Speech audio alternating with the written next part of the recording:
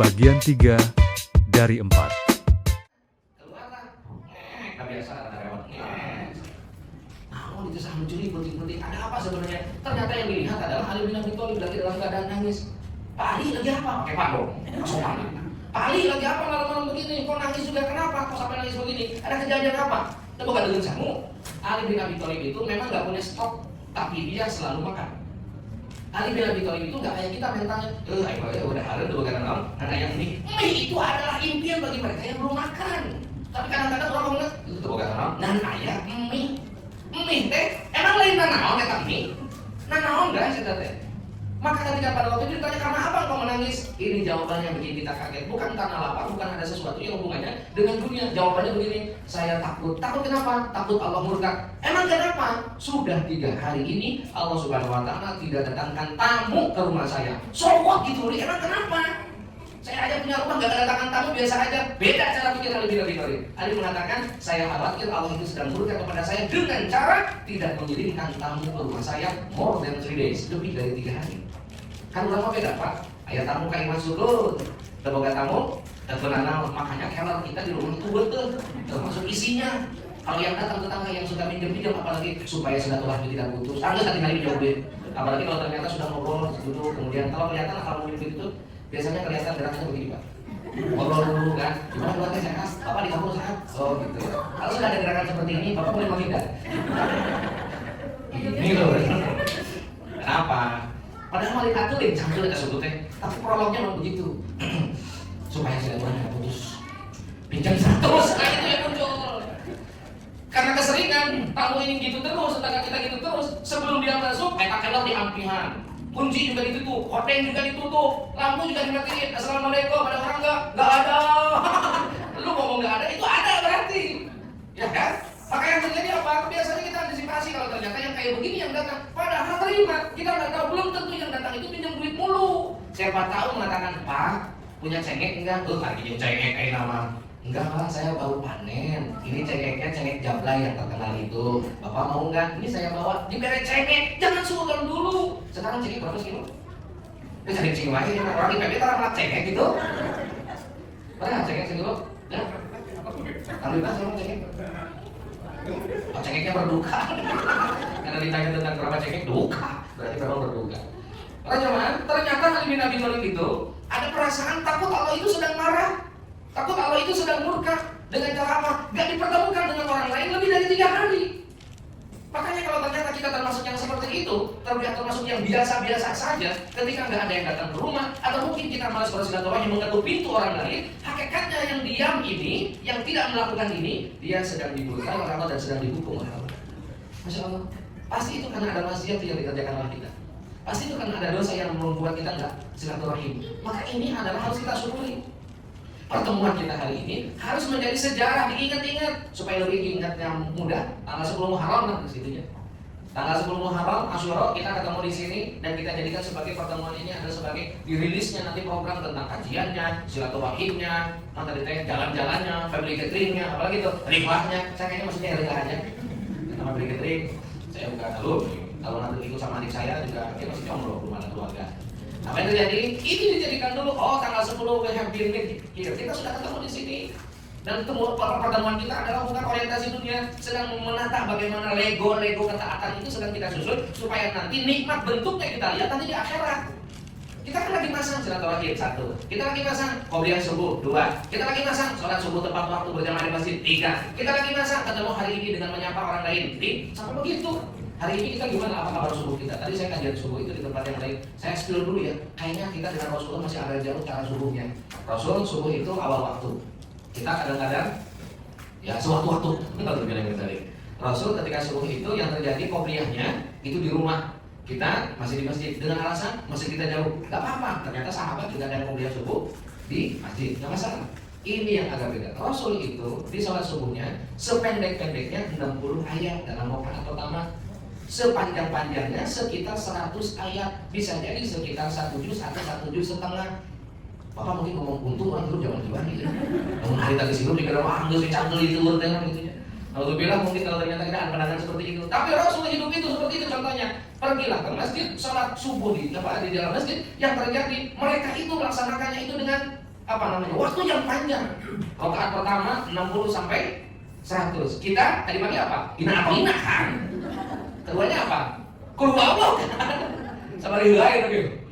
Dulu kene sudah. Mazhab kita bukan Maliki, Hambali, tapi mazhabnya Mbah Sulit. Bangun tidur lagi. Apa yang terjadi setelah itu? Rasul itu melaksanakannya, bahkan subuhnya Rasul yang diikuti oleh Abu Bakar Siddiq, bahkan matahari itu sudah mulai kelihatan, itu masih rakaat kedua. Bukan berarti Rasul itu subuhnya setengah 6 ya, bukan. Rasul gak kesiangan. Dari awal subuh itu, dari waktu yang seperti itu, berarti kondisinya sekitar 1,5 jam melaksanakan sholat subuh. Dan ini pentingnya, ibu yang gak sholat subuh di masjid, di rumah, tugas ibu ada di sini. Ketika mereka sudah selesai, memperpanjang rakaatnya itu dengan bacaannya, atau mungkin sekitar tidak terlalu panjang, sekitar 60 ayat, kemudian masih ada waktu, tapi memperpanjang durasi duduknya sampai ketemulah dengan syuruk. Mereka pulang setelah itu, tugas istri. Gak tahu ini dikerjakan oleh ibu atau tidak. Kami, kata Aisyah, menyambut suami kami di keadaan matahari sudah mulai naik, menyambut kedatangan suami dari subuhnya. Kita gitu kan? Apalagi kalau nyambutnya, sayang selamat datang, muah dan semuanya lagi, tidak muah gitu ya. Saya juga sama Bebek. Setiap hari ya Bebek menyambut saya, tapi menyambutnya pernah dalam keadaan sampai saya nggak mau pulang, maka saya itikaf lebih panjang. Kenapa Ustaz? Pas saya pulang, Abi, kenapa? Saya sapu. Ternyata kita dibantuin Pak kerjaan rumah. Abi, apa? Saya sapu. Tapi mau ngapain? Cuci piring. Semuanya harus beres di subuh hari. Dan itu yang senantiasa sunnah orang-orang dulu hilang. Suaminya ke masjidnya, mohon maaf, masih gelap, wes pulang. Udah pulang, udah kan sholat semuanya? Ya udah, kan itu dibalik dengan 2 rakaat sampai. Dan ngomong ke 2 rakaat panjang apa itu? Soalnya di orang mah panjang kok imamna. Mau laku ya imam masjid teh. Kan kita mesti ada kenal kita ada jadi kelompoknya. Kalau ternyata di situ sudah selesai, ghairil maghdubi alaihim waladdallin. Amin. Bismillahirrahmanirrahim. Al-haqqah mal-haqqah. Anjay, ayo sholat sendiri salah pilih masjid, di nafasi Madinah. Mental kita masih di situ, enggak kuat lama-lama dalam ketaatan teh. Padahal salah satu ciri orang bertakwa itu di kitab Sahihul Ibad, dia akan memilih syiddah, dia akan lebih memilih ibadah berlama-lama. Itu ciri ketakwaan. Yang saya juga mohon maaf masih gagal jujur. Masih gagal. Orang pulang subuh biasa kalau nggak ada kajian masih gelap, saya sudah di rumah. Tapi nggak tahu subuh teh atau di mana beliau sholatnya, dirinya di masjid kita di masyarakat sudah selesai. Saya kan masjidnya nggak satu tetap gitu ya, pindah enaknya di lingkungan yang ada dekat masjid begitu Pak, bisa sesuai dengan selera kok. Oh deh. Digilir aja ke PSSI iya, Muhammadiyah iya, Masjid Agung iya, Masjid Kampung iya, balik lagi. Muter lagi sampai ada kajian tempat yang itu. Kalau sudah begini, berarti kita ini termasuk IPB kan yang sanggup ngomong tentang pertanian sampai ternyata ngebahas tentang bagaimana sholat subuh. Ini baru satu item loh, ini baru sholat subuh. Belum saya nanti pertemuan yang akan datang, saya tak sholat subuh. Kalau diundang loh, diundang lah. Wah, dan itulah luar biasanya. Jadi kumpulan kita yang diobrolkan itu ngomongin ketaatan. Kumpulan kita yang diobrolkan itu bagaimana berbekal untuk akhirat. Kumpulan kita yang diobrolkan itu bagaimana simpulan kabarnya, bagaimana kerjaannya, bagaimana karirnya. Kalau ternyata agak sedikit susah, ayo Kak Ismail, saja pensiun. Ada yang ditarik nggak teman-teman yang di sini? Itu ada yang di belakang ditarik itu. Depannya kan juga sama. Saya mah dari nggak fokus di pertanian, saya mah fokusnya di printing. Kegunaan dari PBTG, pakai printing, soalnya. Tadi bebas kayak maka berjumpa kita yang di perdana ini tentunya harus menghasilkan niatan-niatan ketika nanti ketemuan itu harus bahas apa, ngebahas kajian apa, program apa. Ini insya Allah Subhanahu Wa Taala memberkati kita. Amin ya rabbal alamin. Maka ketika subuh Rasulullah SAW pada waktu itu sudah selesai, ada ibadah yang jangan sampai lupa ibu-ibu kerjakan. Ada yang masih single? Sudah menikah? Sudah menikah? Sudah ada yang masih single? Masih. Soal tuh. GWS, Gergalsut, lain. Gera wedding maksudnya. Gera wedding, GWS itu. Sok atuh, ini pelajaran dari uang. Uang tere.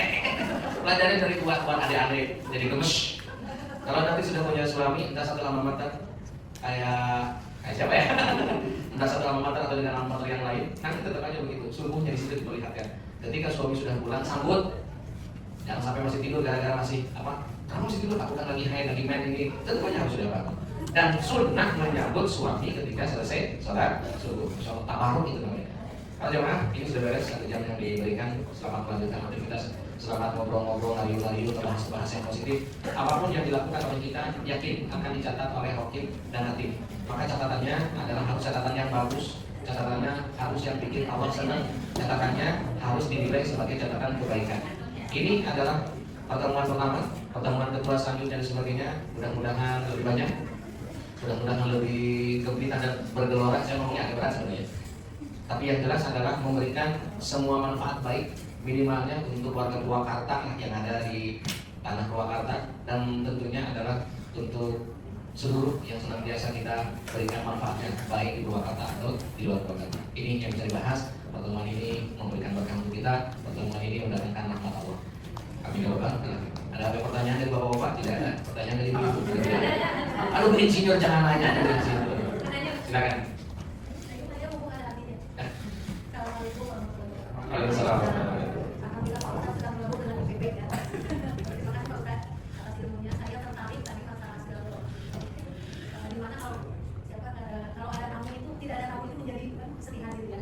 Nah, bagaimana kalau kita mau senang ada tamu datang dan tadi ada pahala. Kemudian kalau yang kita berkunjung bertamu kepada orang itu sudut itu mohon dibahas Pak Ustaz. Dari sisi sebaliknya gitu. Kita yang sering berkunjung bukan mau ngutang ya Pak. Kita yang berkunjung itu yang menerima dengan yang mendatangi itu posisinya seperti apa? Baik, bertamu itu berarti dua sisi. Ada yang datang, ada yang dikunjungi. Peran kita ketika berkunjung apa? Peran kita ketika dikunjungi apa? Ini tadi sudah saya sebutkan sebagai bentuk barometer bahkan keimanan kita. Saya posisikan dulu sebagai sahibul bait. Saya sahibul baitnya, ibu tamunya. Sebagai orang yang keimanannya teruji dengan kalimat man kana yu'minu billahi wal yawmil akhir falyukrim dhaifah. Barang siapa beriman pada Allah dan hari akhir, saya sedang berikhtiar untuk menjadi orang yang mendapatkan iman pada Allah dan hari akhir. Berarti iman pada Allah dan hari akhir itu termasuk iman pada Quran, malaikat, rasul, dan seluruh paket keimanan itu.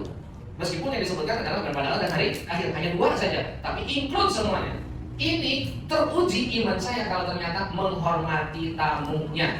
Datanglah kepada saya, kasih apa yang harus dilakukan seperti yang dilakukan sama Pak Jin barusan. Yang pertama, yang paling bagus, jangan sampai bertanya dulu, ada apa? Jangan. Jika umum, sebenarnya kalau misalkan ada apa ya? Ini bakal datang situ kan.